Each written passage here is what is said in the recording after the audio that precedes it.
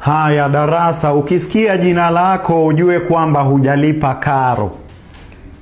Karwenga Kevin, mimi hapa. Toka nje haraka upesi.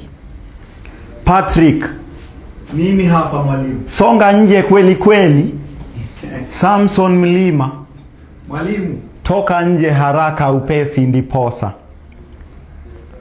Nyinyi wengine muliosalia muko salama. Mwalimu, lakini nimebakia upweke.